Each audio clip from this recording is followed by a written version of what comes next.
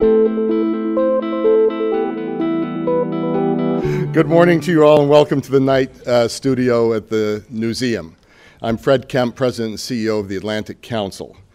I'm delighted to see so many people here this morning at this innovative Atlantic Council event. We rescheduled this a little while ago because of a snowstorm that didn't happen, and we scheduled it this morning for a rainstorm that did happen.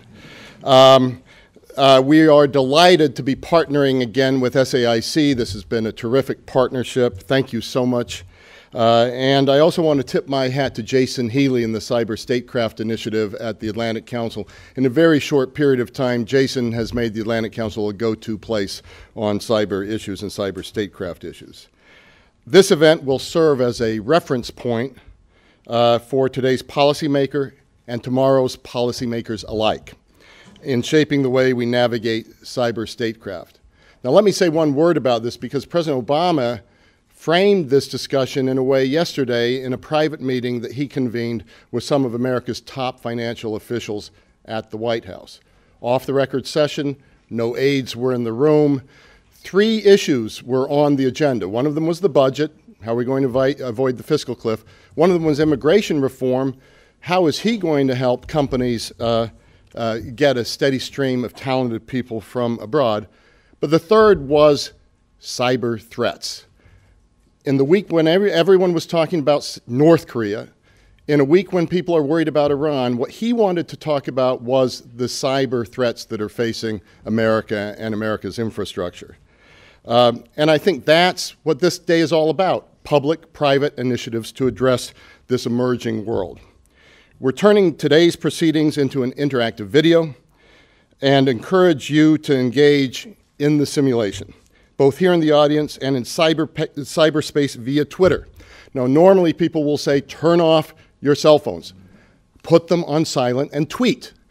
Hashtag Cyber912, hashtag Cyber912. The Cyber Statecraft Initiative started almost 2 years ago at the Atlantic Council's Brent Scowcroft Center on International Security and has rapidly grown in response to the great need to address critical issues related to the cyber domain.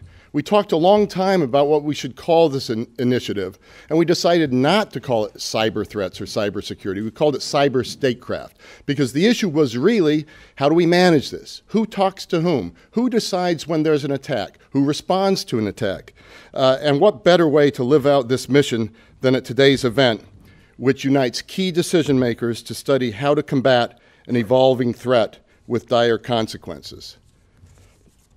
This is the second time our Cyber Statecraft Initiative has partnered with SAIC under the banner of the Cyber 912 project. This will be part exercise, part conference. And the point of it will be to unravel how to respond to a major cyber incident through a scenario-based escalatory program that will put you in the front seat of cyber statecraft. The event is designed as well to go way beyond security and shine a light on the decision-making process in the United States national security apparatus when faced with a great threat. How does the White House bring in the private sector, which it would have to in this kind of situation? And how do you deal with a threat that would deal with every American's life? It's not like John F. Kennedy bringing in the leaders of private industry to talk about the nuclear threat. They really only had a standoff role in that. In this situation, everybody in the private sector is front and center, and every American in every home that wants to use water and electricity is affected. There are 2 primary reasons why this event today, built around ever-changing scenarios, and you'll see the way the scenarios shift when new inputs are put in, and with a multitude of actors is so important. First, we have to adjust to the new world that we're in. We have to consider and improve upon our own system of decision-making in regards to international security, domestic catastrophes, and our nation's safety.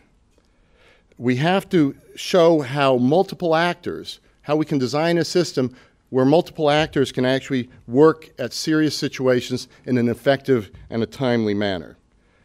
Unlike the Cold War, security is no longer just an element to be managed and controlled by governments. Particularly in the realm of cybersecurity, the influence of the private industry, finance sector, and even more amorphous groups that you may not have even thought about being involved in this sort of thing is as influential, in some cases more influential than the role of governments. In order to safeguard our system, our businesses, and most importantly, our people, our governments must learn to work alongside our friends in industry and non-government organizations. That's why I also think it's quite appropriate that it's been SAIC and the Atlantic Council working on this as effectively as we have. Second, this event must act as a springboard to deepen conversations in the international community. This also knows no borders about how to respond to crisis in international security, particularly cybersecurity. As the number of actors has grown domestically, it's multiplied exponentially internationally. The interim chair of the Atlantic Council, General Brent Scowcroft, has been doing a lot of thinking about this. He apologizes that he couldn't be here this evening. He came down ill yesterday, and he has asked me to send you all his best regards. But he often talks about how the current instability we face in the cyber domain is eerily similar to the nuclear instability at the earliest days of the Cold War, when we didn't know the rules of dealing with a nuclear crisis. We had no idea how we were going to correspond with each other. We didn't have a nuclear strategist, and in a way we're now developing a new group of cyber strategists, and you'll see them today. But they only came about, and the way we dealt with each other only evolved over time. Dangerous episodes such as the Korean War, the Berlin crisis, and the Cuban Missile Crisis helped us to begin about norms and standards and how to bring about a sense of strategic stability. What will be their equivalents today? What will be the Korean War, the Berlin crisis, the Cuban Missile Crisis today? And will we be able to avoid the worst of outcomes as we did then? And how will we do it? With what set of actors and what set of thinking? In the same way we found a blueprint then in a way of thinking about nuclear weapons and conflict, we must do the same with cyber. An even more daunting, even more complicated task because of the number of actors it brings in. International cyber norms will only be teased out with dialogue, and that's what we hope to do today. Defining cyber statecraft, this is the point of today, defining what cyber statecraft is, defining how it's executed, and defining how it might be used in a crisis. If we are successful, and others like our groups are successful in figuring this out now, we'll have a safer world tomorrow. We want to serve policymakers of today and tomorrow alike.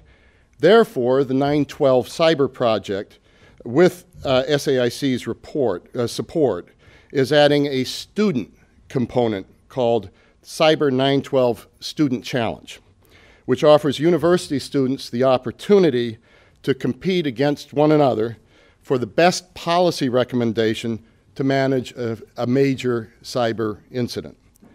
This will encourage students everywhere, anyone who can log on to our site, to seriously consider how to improve our national security and how to lead globally in the 21st century. Competition registration is open now, and materials can be found on the Atlantic Council's website, acus.org.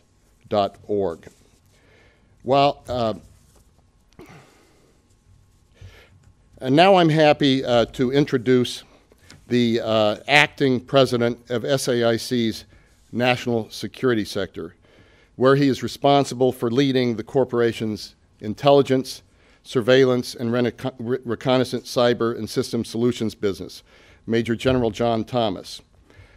General Thomas is like a lot of people who are here today in the sense that they've had some major jobs in government and military where they've had to deal with threats of a quite extraordinary order.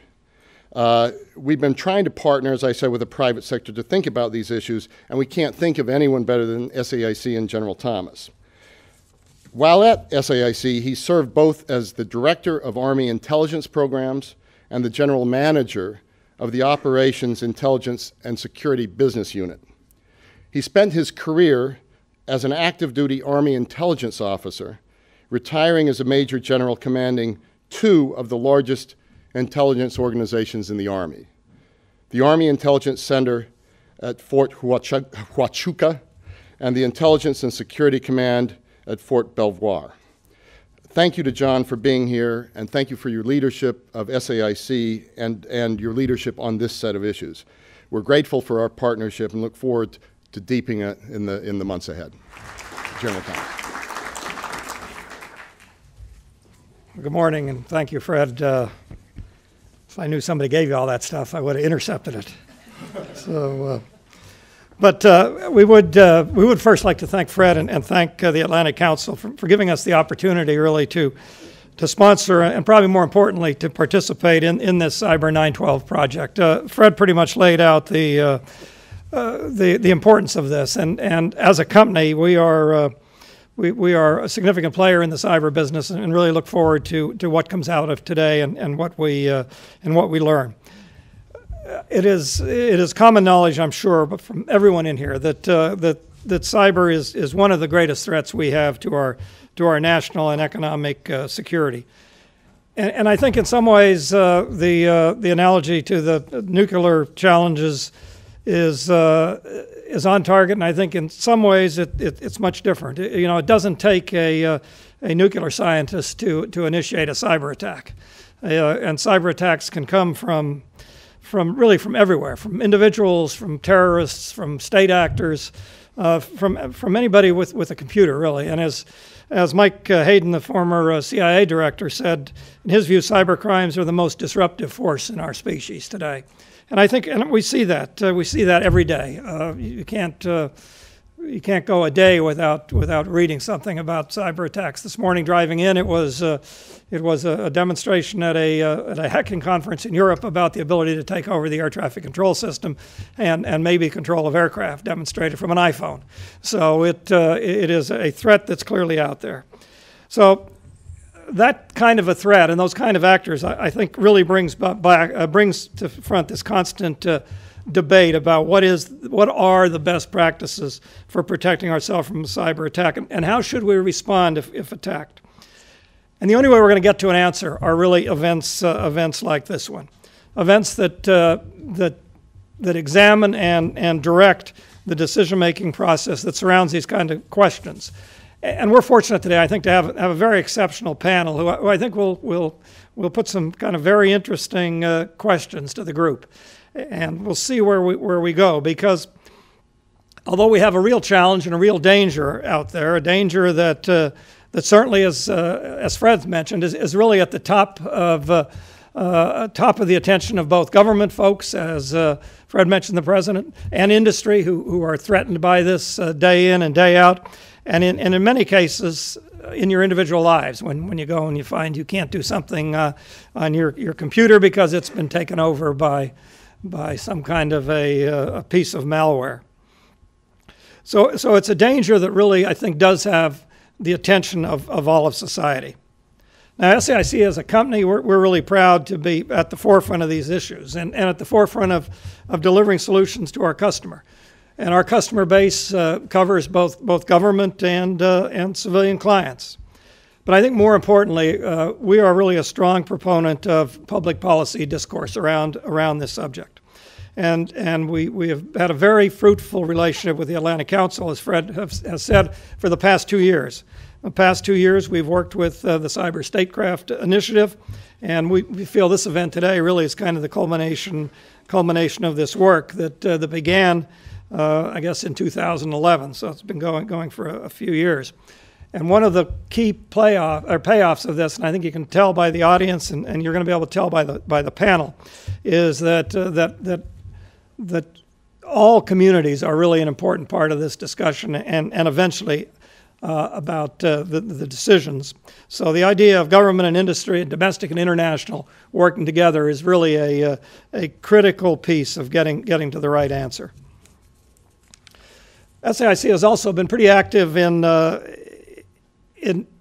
venues to increase dialogue and bring attention to the kind of the hard policy problems surrounding this. Just as importantly, we think it is very important to make sure that students have the proper exposure to this challenge, to be able to build the kind of expertise we need moving forward.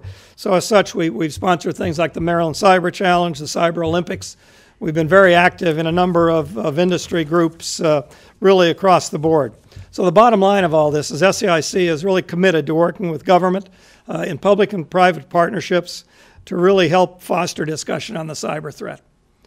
The President's recent executive order, which I'm sure everybody in here is familiar with, really brings the issue in my mind to the forefront, and it really sets the foundation for the really substantive issue around cyber, and that's the issue of threat sharing between the government and private industry, and really the public in general.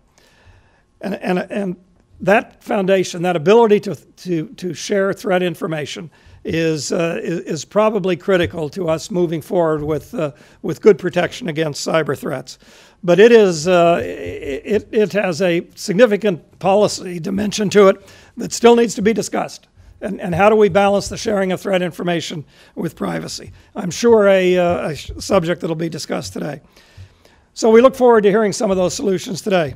We also look forward as a company to working with the White House and Congress to help develop policy and legislation that will really remove some of the barriers that exist today to responsibly sharing trusted threat information and making the nation as a whole much safer.